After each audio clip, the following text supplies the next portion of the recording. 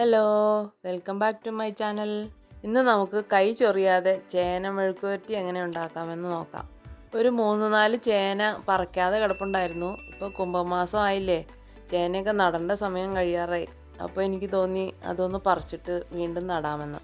ചേന പറിച്ചു നോക്കിയപ്പോൾ ചിലതിലൊക്കെ മുള വന്നു തുടങ്ങിയായിരുന്നു. അപ്പോൾ എനിക്ക് തോന്നി ഈ മുള വന്ന ചേന കൊണ്ട് ഒരു മെഴുക്കുവരട്ടി ഉണ്ടാക്കാമെന്ന്. ഈ ഒരു പാകത്തിലിരിക്കുന്ന ചേന ചൊറിച്ചിൽ കുറവായിരിക്കും, അതുപോലെ പെട്ടെന്ന് വെന്തും കിട്ടും, നല്ല രുചിയും ഉണ്ടാവും. കർക്കിടക മാസത്തിലും ചേന പറിച്ചു കഴിഞ്ഞാൽ ഇത് തന്നെയായിരിക്കും കേട്ടോ, നല്ല ടേസ്റ്റ് ആയിരിക്കും. കൈ ചൊറിയാതിരിക്കാനായിട്ട് അല്പം വെളിച്ചെണ്ണ കയ്യിൽ പുരട്ടി കൊടുക്കുക. ചേനയിൽ മുറിക്കുന്ന കത്തിയിലൊന്നും വെള്ളം ഉണ്ടാകാതെ സൂക്ഷിക്കുക. ചേന ഞാനിപ്പോൾ അതിൻ്റെ തൊലിയെല്ലാം കളഞ്ഞ് ഇതുപോലെ നുറുക്കിയെടുത്തിട്ടുണ്ട്. അല്ലെങ്കിൽ ഒരു ഗ്ലൗസോ അല്ലെങ്കിൽ പ്ലാസ്റ്റിക്കിൻ്റെ കവറ് കയ്യിൽ ചുറ്റിയിട്ട് മുറിച്ചെടുക്കുകയോ ചെയ്യാം. പരമാവധി കട്ടിംഗ് ബോർഡിൽ വെച്ച് കട്ട് ചെയ്യാനായിട്ട് ശ്രദ്ധിക്കണം, അപ്പോൾ ചൊറിച്ചിൽ കുറവായിരിക്കും. ഇനി നമുക്ക് ഇതൊരു കുക്കറിലേക്ക് ഇട്ട് കൊടുക്കാം. ആവശ്യത്തിന് ഉപ്പും ഒരു അര ഗ്ലാസ് വെള്ളവും ഒഴിച്ചു കൊടുക്കാം.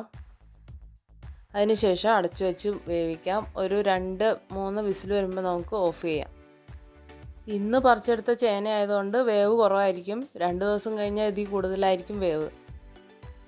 മെഴുക്കുവരട്ടി ഉണ്ടാക്കാനായിട്ട് വറ്റൽമുളകും കാന്താരിമുളകും കുറച്ച് ചുവന്നുള്ളിയും വെളുത്തുള്ളിയും എടുത്തു വയ്ക്കാം. അത് മിക്സിയുടെ ജാറിലേക്ക് ഇട്ട് നമുക്ക് ഇതുപോലെ ഒന്ന് ചതച്ചെടുക്കാം. അതുകൂടാതെ ഒരു മീഡിയം സൈസ് സവാള അരിഞ്ഞെടുത്തിട്ടുണ്ട്. ഇതാ ചേനയൊക്കെ പാകത്തിന് വെന്ത് വന്നിട്ടുണ്ട്. ഇനി നമുക്ക് പാൻ അടുപ്പത്ത് വെച്ച് അത് ചൂടായി കഴിയുമ്പോൾ അതിലേക്ക് കുറച്ച് വെളിച്ചെണ്ണ ഒഴിച്ചു കൊടുക്കാം. വെളിച്ചെണ്ണ ചൂടായി കഴിയുമ്പോൾ നമുക്ക് കടുക് ഇട്ട് കൊടുക്കാം. കടുക് പൊട്ടി വരുമ്പോൾ നമുക്ക് ചതച്ച് വെച്ച ചുവന്നുള്ളിയും വെളുത്തുള്ളിയും അതുപോലെ കാന്താരിമുളകും കൂടി ഇട്ട് കൊടുക്കാം.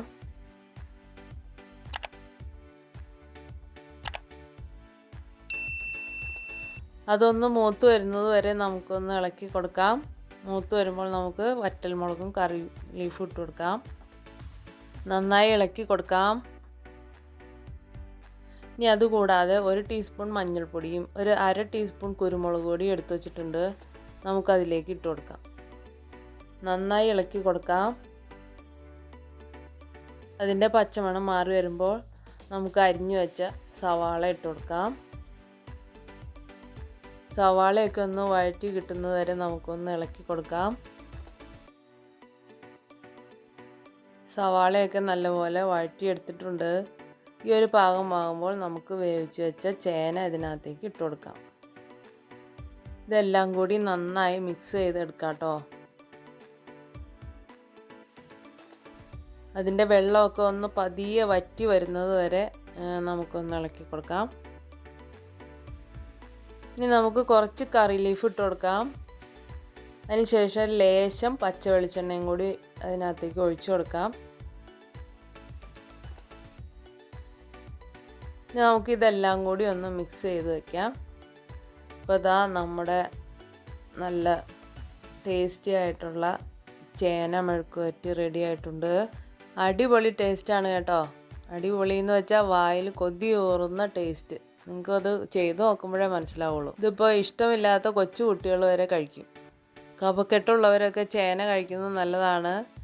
കഫത്തെ കുറയ്ക്കാനായിട്ട് ഈ ചേന സഹായിക്കും. ഡയബറ്റിക് പേഷ്യൻസിനും കഴിക്കാൻ പറ്റിയ ഒരു വിഭവമാണ് ചേന. പൈൽസ് ഉള്ളവരൊക്കെ അടുപ്പിച്ച് ചേന കഴിക്കുന്നത് നല്ലതാണ് കുറേ കാലത്തേക്ക്. പക്ഷെ അലർജി ഉള്ളവരൊന്നും ചേന കഴിക്കരുത് കേട്ടോ, അവർക്ക് അലർജി കൂടുകയുള്ളൂ. ചേനയിൽ ധാരാളം മിനറൽസ് അടങ്ങിയിട്ടുണ്ട്, അതുപോലെ വിറ്റമിൻസും ഉണ്ട്. അതുപോലെ ഒരുപാട് ഗുണങ്ങൾ ഉള്ള ഒന്നാണ് ചേന. അപ്പോൾ എൻ്റെ ചാനൽ ആദ്യമായി കാണുന്നവരാണെങ്കിൽ ഒന്ന് സബ്സ്ക്രൈബ് ചെയ്തേക്കണേ. വീഡിയോ ഇഷ്ടമായാൽ ലൈക്ക് ചെയ്യാൻ മറക്കല്ലേ. ഞാനിപ്പം രാവിലെ കഞ്ഞിയുടെ കൂടെയാണ് ചേന മെഴുക്കുവരട്ടി ഉണ്ടാക്കിയത്. നല്ല അടിപൊളി ചമ്മന്തി ഉണ്ട്, അത് കൂട്ടി കഞ്ഞി കുടിക്കാൻ പോവാണ്. അപ്പോൾ നല്ലൊരു വീഡിയോയുമായി വീണ്ടും കാണാം. അതുവരേക്കും ബായ്.